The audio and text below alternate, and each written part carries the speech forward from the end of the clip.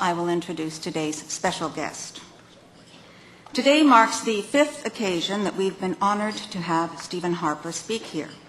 The first time was back in January 2004, when he was an emerging presence on the political scene as the contender for the leadership of the newly united Conservative Party of Canada.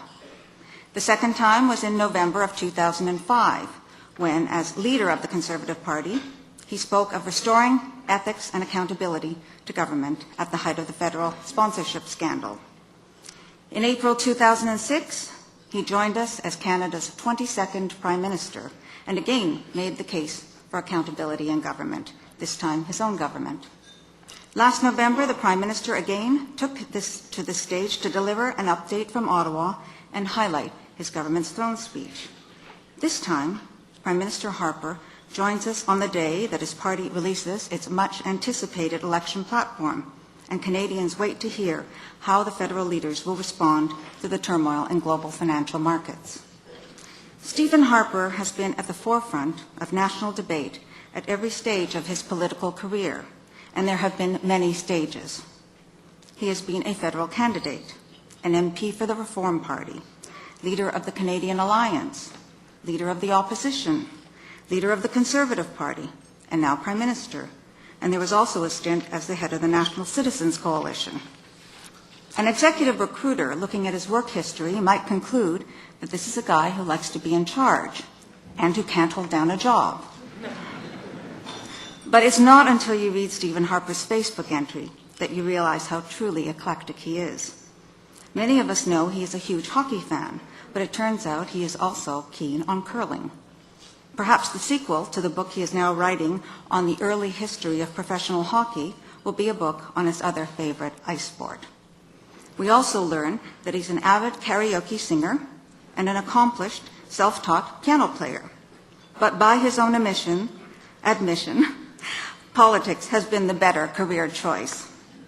And Mr. Harper has certainly excelled in politics. No predictions will be offered here about what voters will decide on October 14th. But if the past can offer a glimpse into the future, no one should underestimate the formidable political force that is Stephen Harper. Ladies and gentlemen, please join me in welcoming to the podium today the Right Honourable Stephen Harper, Prime Minister of Canada.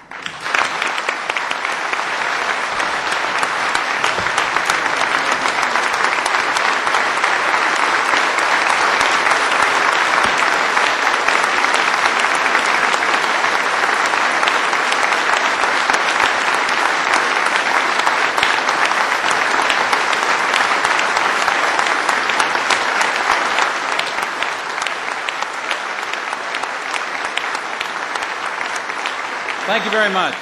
Merci beaucoup. Bon après-midi, mesdames et messieurs. Good afternoon, ladies and gentlemen. Thank you, Helen, for that kind and wonderful introduction. I want to thank all the members, directors, and sponsors of the Canadian Club for having me here today and for having me, in fact, as Helen mentioned, many times over the past few years. The Canadian and Empire Clubs do a wonderful job of bringing important public issues into public debate, and I really do appreciate the opportunity to be part of that. I would just like, if I could, begin today. You've heard rumors of an election.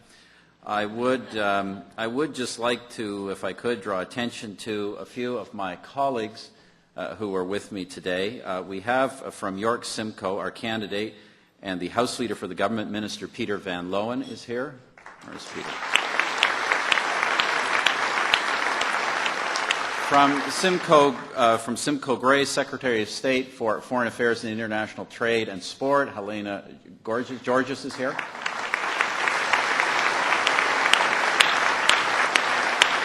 From Wellington, Halton Hills, Member of Parliament Michael Chong.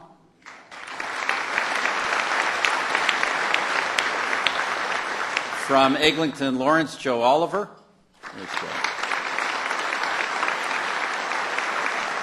From Trinity Spadina, Christine McGeer.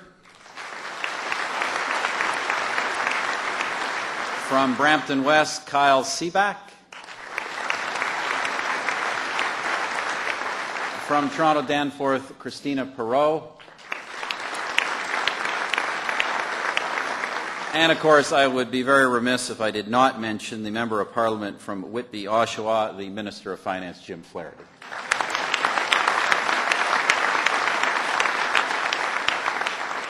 Ladies and gentlemen, it's always a pleasure for me to be back in Toronto, and I'm very pleased today to have the opportunity to speak to this joint gathering of the Canadian and Empire Clubs, especially at a time when Canadians are deciding who will lead their government and manage the Canadian economy during the coming years.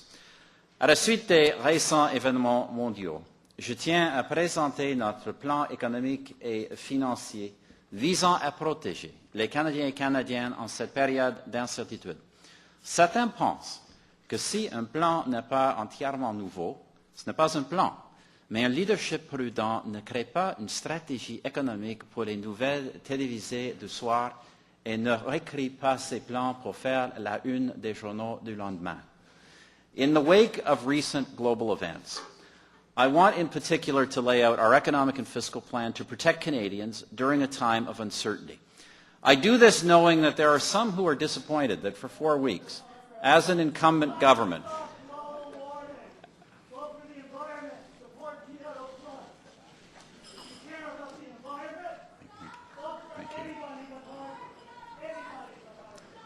you'll have to make sure you get those brochures in your historic book of speakers.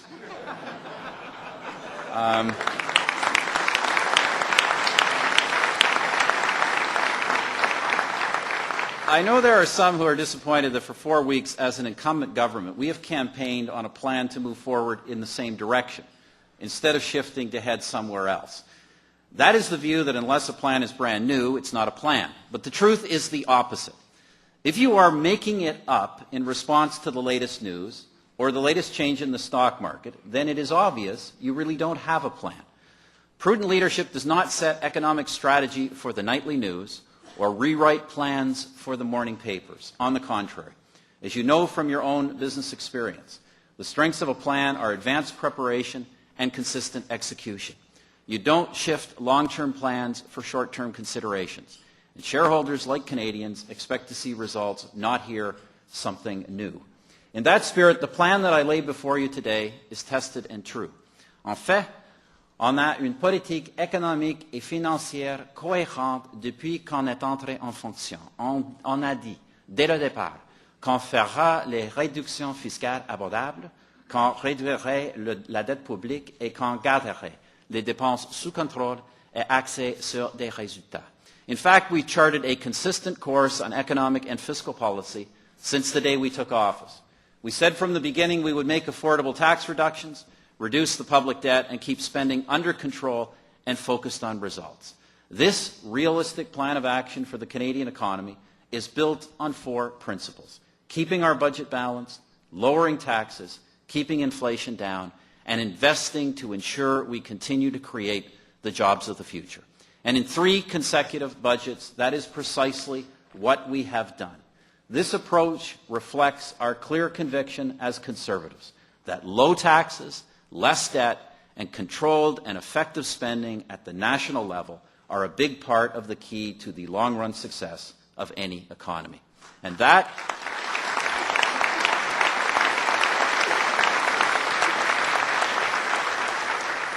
is our goal, not jumping into the latest doomsday predictions, but planning for the growth and prosperity of the Canadian economy for the benefit of working Canadian families now and into the future. It also happens to be, if you think about it, how hardworking families and entrepreneurial businesses themselves plan for success, spending on priorities, keeping their debt levels down, and making investments in the future for themselves and their children. Permettez-moi de revoir certaines des mesures prises au cours de la dernière année. Cette crise n'a pas commencé il y a 2 semaines. Elle a démarré en août 2007. Et depuis août 2007, on agit.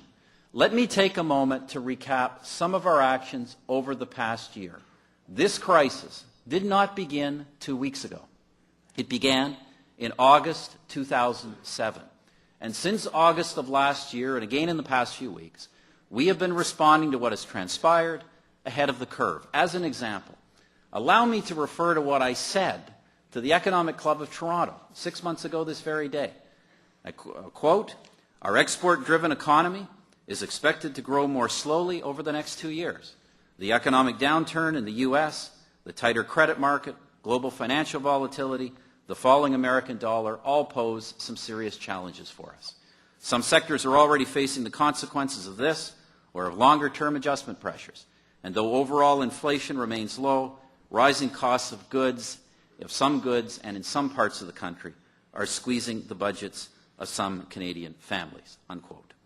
Quand on dit que les bases de notre économie sont différentes de celles des États-Unis, on ne parle pas seulement de statistiques économiques. On parle aussi du fait qu'on a réagi à ces problèmes avant et de façon plus efficace que les États-Unis. When we say that the fundamentals of our economy are different than those of the U.S. economy, we are not referring only to some different economic statistics. We are referring also to the fact that we have identified and responded to these problems earlier and better than has the United States. For example, in the United States, they entered this period already running enormous deficits and adding to their debt. Their fiscal stimulus package earlier this year added further to that debt, and it was short-term in nature. In Canada, we have kept our budget balanced, and we have been paying down debt. And last fall, months before Washington did anything, we responded with tax relief, $60 billion of broad-based tax relief for consumers, families, and businesses, and we did it without going into deficit.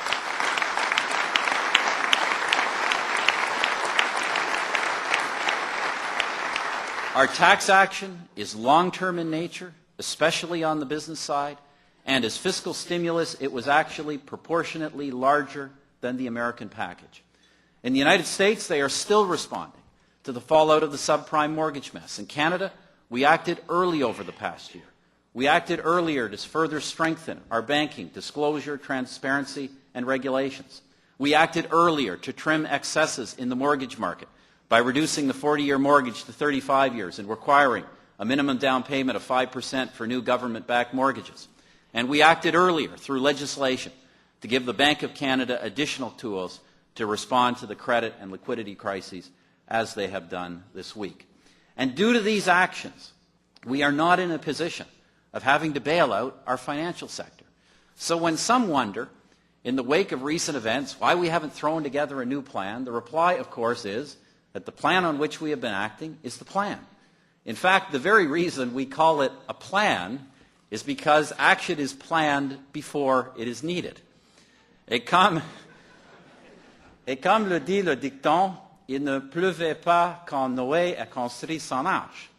Et quand la pluie est venue, Noé n'a pas paniqué et il n'a pas changé de bateau. As the saying goes, it wasn't raining when Noah built the ark, which is why when the rain came, Noah didn't need to panic and he didn't need to switch boats. Making investments, creating jobs. Let me just talk about this. I mentioned that one of the principles of our plan is making investments to create the jobs of the future.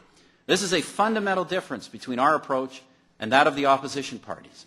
La façon dont l'opposition relèverait les défis de l'économie mondiale est de donner de l'argent chaque fois qu'il y a un problème, de supposer que chaque problème a besoin d'une réponse immédiate sous la forme d'une intervention ou d'une subvention coûteuse à court terme. On n'a pas fait ça pendant 2 ans et demi et on ne va pas commencer à le faire aujourd'hui. The way the opposition would cope with the challenges presented by the global economy is simply to throw money at them, to throw money at every problem, to suggest that every problem demands an immediate response through short-term, high-cost intervention or subsidization. We didn't do that for the past 2.5 years, and we are not about to do that going forward. Let me remind you about the kind of investments we are making. Notre plan d'infrastructure Chantier Canada. Under our Building Canada infrastructure plan, we are undertaking the largest investments in national infrastructure in this country in over half a century. Over the next 7 years, we are investing $33 billion. We have agreements signed with every province, including gas tax transfers to municipalities that we have made permanent. Formation et éducation postsecondaire. We've invested heavily in education and training, including an increase of 40% in transfers to the provinces for post-secondary education. We also introduced assistance to address skill shortages in the trades and tax relief for those who hire apprentices. We also announced our intention in this campaign to increase funding up to $50 million per year for programs directed specifically at supporting older workers who need help in transitioning in the workforce. Recherche et développement. We are pursuing a new national science and technology strategy focused on successfully commercializing research and development, the area where Canada has fallen short in the past. In fact, I will announce another specific large project in this area before the campaign is over. Des initiatives propres à certains secteurs. We are providing incentives to transform our manufacturing sectors. We are not trying to bail out failing companies. Instead, we have created time-limited tax incentives to stimulate the deployment of new machinery and equipment. Canada can maintain a competitive manufacturing sector, but to do so in the modern global economy, we must move to higher, more capital-intensive end of the industry, and that is what we are trying to help business achieve. I'm pleased to note today that our platform contains another measure along these lines. Un gouvernement conservateur réélu va aider le secteur manufacturier en abolissant des droits sur une vaste gamme de machinerie et d'équipements importés. Ça représente des économies de près de 350 millions de dollars qui vont encourager une meilleure efficience par des investissements technologiques. A re-elected Conservative government will enhance our support for the manufacturing sector by abolishing tariffs on a wide range of imported machinery and equipment. This will result in nearly $350 million in savings for Canadian manufacturers. Again, this measure will encourage increased opportunity for manufacturing through investment in technology. On a aussi créé des programmes dédiés pour stimuler des investissements privés dans l'innovation dans des secteurs comme l'automobile et l'aérospatiale. Aujourd'hui, avec le lancement de notre plateforme, j'annonce notre intention d'augmenter le financement de ces programmes de 200 millions de dollars au cours des 4 prochaines années.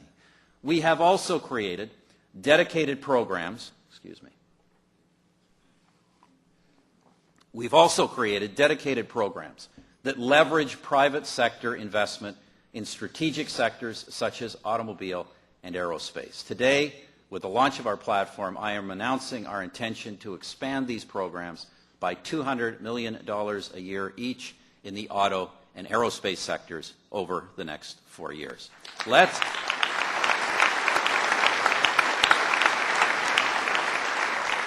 Let me be clear, these will not be bailouts of yesterday's problems. We will support the development and deployment of new technology, and these programs are designed to ensure that taxpayers' funds are repaid.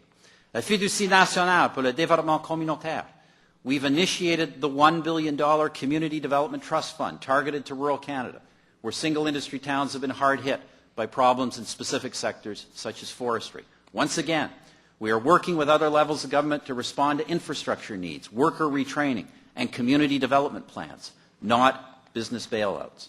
Je devrais aussi mentionner qu'on annonce aujourd'hui une prolongation des incitatifs par action accréditative pour l'industrie minière. I should mention along these lines an additional item from our Conservative platform that we are announcing today, and that is our intention to extend, once again, the super flow-through share provisions for the mining sector. Et dernièrement, la stratégie globale sur le commerce international. Finally, we're pursuing our global commerce strategy. Canada was one of the first countries to sign a modern bilateral trade deal. I'm referring, of course, to the one with the United States in 1988. Yet when this government came to office, Canada had such deals with only 5 other countries in the entire world, perhaps one of the most pathetic records of any major trading nation. This government has already concluded negotiations on new deals with Peru, Colombia, Jordan, and the 4 nations of the European Free Trade Association. We are also actively engaged in a number of other active discussions and negotiations. Let me just mention one interesting piece of news here. Earlier in our campaign, I indicated our commitment to adopt certain recommendations from the Wilson Competition Panel, including opening up foreign ownership requirements in the airline and uranium sectors. This commitment is, of course, part of our platform. Si notre gouvernement est réélu, cet engagement va permettre au Canada de conclure les négociations avec l'Union européenne sur un accord ciels ouverts dans l'industrie aérienne. Should our government be re-elected, this commitment should enable Canada to rapidly complete negotiations with the European Union on an open skies agreement for the airline sector. Ladies and gentlemen, I hope this makes clear that we have and are pursuing a considered plan to invest in the future productivity, competitiveness, and job creation capacity of the Canadian economy. Still, I want to go back to the fiscal fundamentals that underline these: balanced budgets, lower taxes, and controlled spending. La plateforme qu'on présente aujourd'hui va coûter moins de 3 milliards de dollars par année.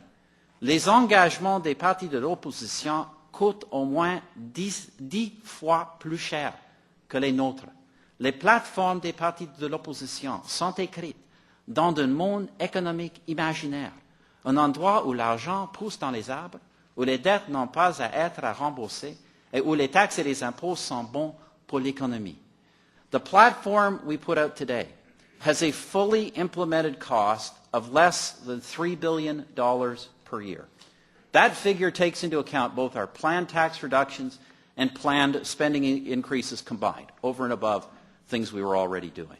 Ladies and gentlemen, the commitments in the platforms of the opposition parties are at least 10 times larger than ours. 10 times. Numbers of that size, it is common sense, would mean raising taxes and running a deficit on a large scale and overnight. That would be wrong for the Canadian economy, wrong now, and with worse consequences in the future. In fact,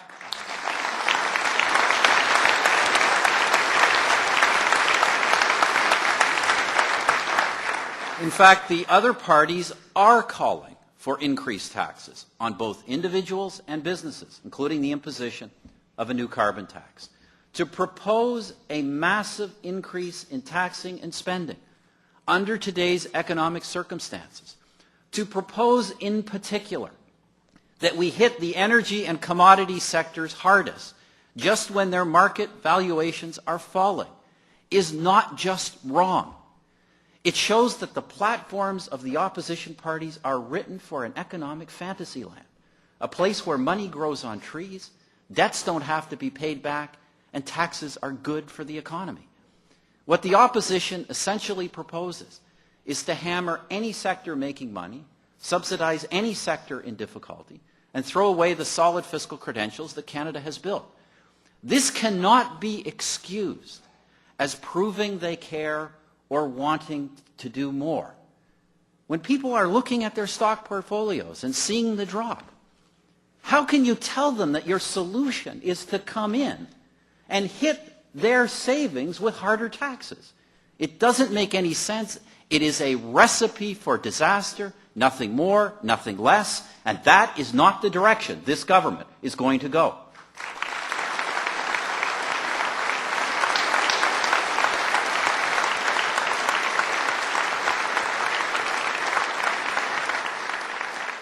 Permettez-moi d'être clair. Un gouvernement conservateur ne va pas augmenter le fardeau fiscal. On ne va pas imposer une taxe sur le carbone. On ne va pas annuler les réductions fiscales des entreprises. On ne fera pas de déficit. On va dépenser selon nos moyens. C'est simple. L'alternative de l'opposition n'est pas un plan. C'est la conséquence d'une panique totale. Et ce gouvernement ne va pas paniquer en une période d'incertitude. So let me be crystal clear. A Conservative government will not be raising taxes. We will not impose a carbon tax. We will not cancel planned tax reductions for business. We will not be running a deficit. We will keep our spending within our means. It is that simple. The alternative is not a plan. The alternative the opposition is offering is just the consequence of complete panic, and this government is not going to panic at a time of economic uncertainty.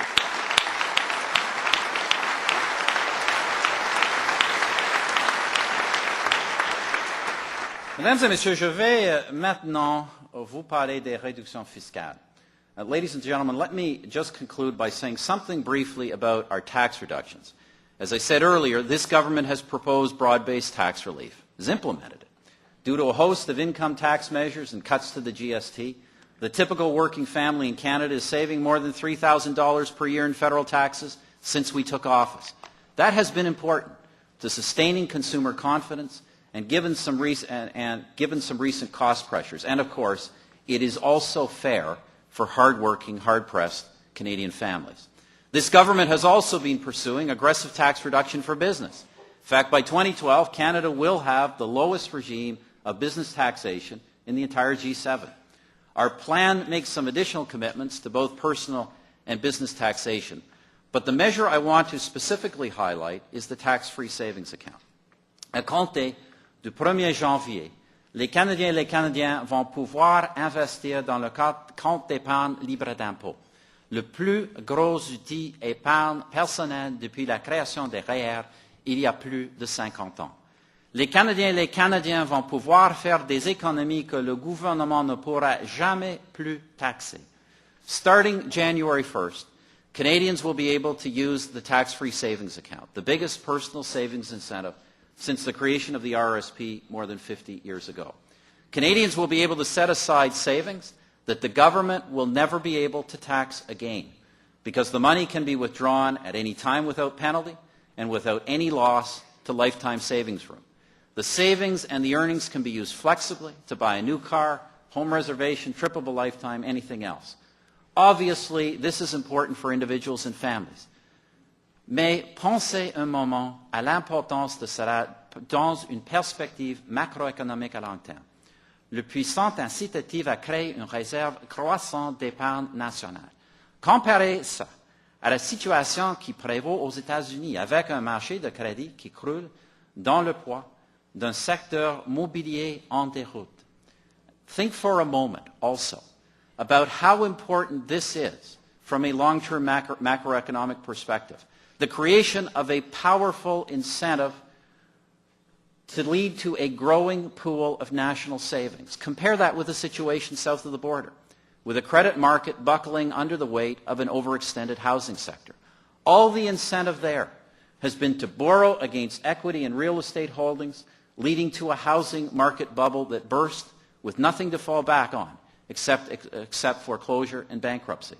By contrast, our tax-free savings accounts will create a new pool of investment capital that can be used to grow our economy and create new jobs. It will start small, just as the RRSPs did. But a generation from now, I predict that this country will see the difference. Much higher personal savings rates and much lower rates of government taxation on investment. Mesdames et messieurs, malgré les difficultés actuelles, je crois au plus gros potentiel économique du Canada.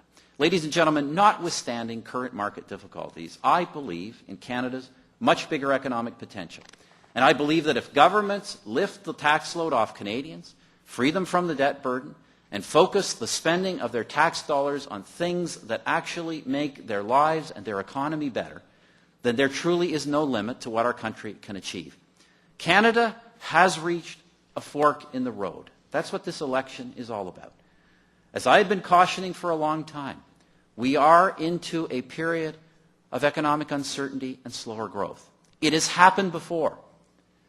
The fork in the road is whether, under these circumstances, we will make choices that will worsen the problems for the sake of the short term, or whether we will make choices that allow us to exploit our potential in the future. Some are suggesting we go back to the old ways.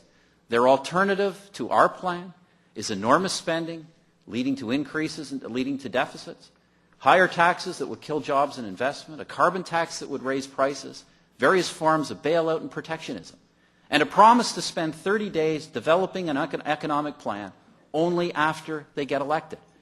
That is not a credible plan. It is a menu of all the wrong ideas at the worst possible time. I don't believe that's what Canada needs, and I don't believe that's what Canadians want. But if we do not win re-election, that is what the next Parliament will do. And if we do not win re-election, it will make Bob Ray's Ontario look like a boomtown.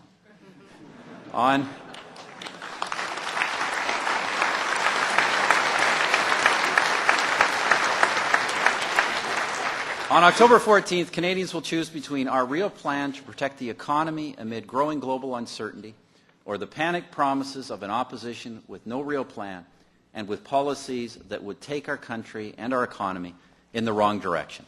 Si on reste sur la voie des allègements fiscaux, de la réduction de la dette et des dépenses prudentes, le Canada va sortir du ralentissement économique mondial plus fort, meilleur et plus prospère que jamais. If we choose to stay the course of lower taxes, lower debt, and prudent spending, Canada will come out of the current international downturn stronger, better, and more prosperous than ever before. Thank you again for your invitation and your attention. Merci beaucoup. À la prochaine.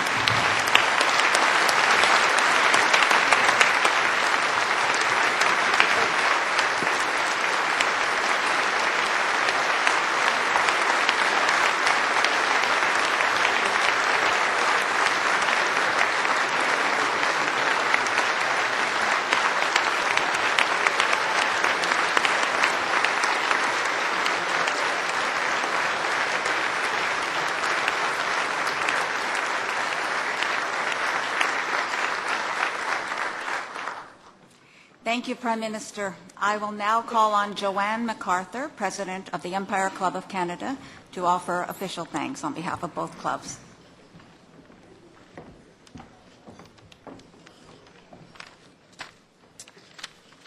Madam President, distinguished guests, fellow members, and guests of the Empire Club and Canadian Club, I have the honor to express your formal thanks to Prime Minister Harper.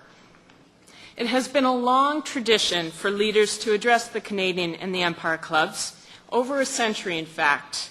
We've been honored to have you address this group 5 times, 3 times as Prime Minister. I know that you're a fan of Canada's national pastime, and by that I don't mean flipping between the political debates on CBC and CNN. I mean hockey. So we are hoping that you have the great one's ability not to skate to the puck, but to skate to where the puck is going to be. And for that, you're going to need all of your skills as an economist. We live in very interesting times. It's a flat world, and Canada is not immune to a global recession, regardless of how solid our fundamentals are compared to others. We need short-term solutions and a long-term vision. Elections are time for serious policy debates, and we thank you for adding your voice to that debate today, Prime Minister.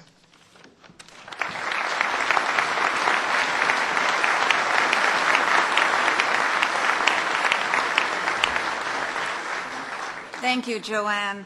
This concludes our television programming, which will be broadcast on Rogers Television in the days to come. Regrettably, the Prime Minister is unable to stay for lunch, so let me take a moment to thank you once more for joining us today.